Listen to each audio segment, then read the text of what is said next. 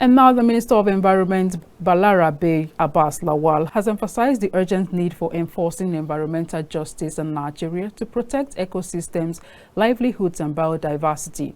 The minister, who disclosed this while addressing members of the National Council on Environment yesterday in Abuja, called for synergy to address environmental threats in Nigeria.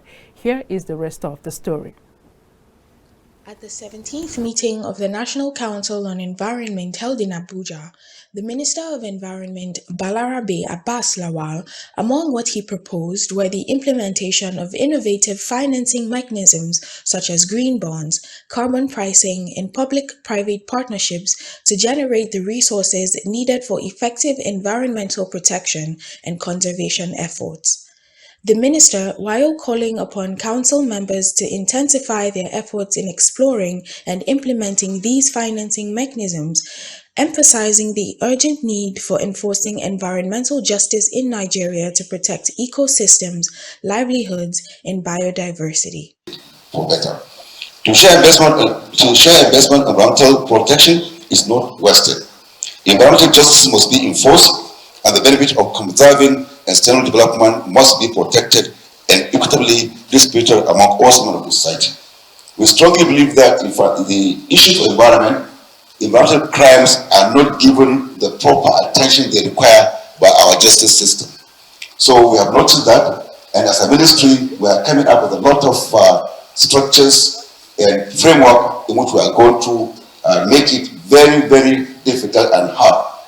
We are going to increase the consequences for degrading our environment.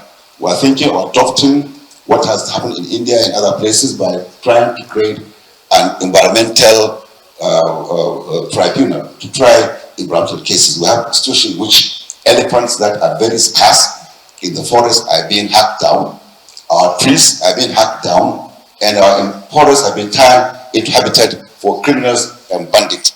So we must try as much as possible to ensure that we protect our environment, and by so doing, we are going to adopt a very stringent measure in trying to get our judicial system to take environmental crimes as very important crimes.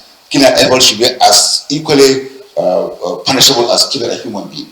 The Minister of State for Water Resources and Sanitation, Bello Mohammed Goronyo, while also urging council members to embrace a spirit of collaboration, stressed the paramount duty of custodians of the environment in making bold decisions to mitigate adverse effects.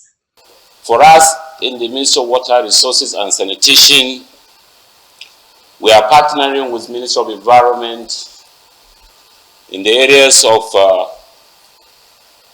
campaign against the orphan duplication, ODF, which is in line with the Executive Order 9, to end the orphan duplication by year 2025. And in the areas of flood, erosion, and other disasters. The Federal Ministry of Environment is well prepared to take the leadership in this regard and has been implementing innovative financing mechanisms like the green bond to drive private sector funding into the system. I invite state governments to come on board and examine the opportunities for climate financing through the issuance of their own green bonds. The representative of the Food and Agriculture Organization of the United Nations, Tufik Brimo, on his part, emphasized the need for collaboration, innovation, and inclusivity in addressing complex environmental challenges.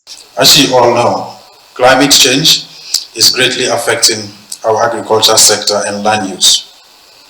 In mitigating this effect, FAO has assisted the government of Nigeria to access significant funding from bilateral and multilateral agencies such as the Global Climate Fund, the Global Environment Fund, the World Bank, and donor countries to implement projects and programs on sustainable forest, landscape restoration and management, diversity conservation, climate change mitigation and adaptation, in line with the FAO Strategic Framework 2022 to 2031 for efficient, inclusive, resilient, and sustainable agri-food system for better production, better nutrition, better environment, and a better life, leaving no one behind.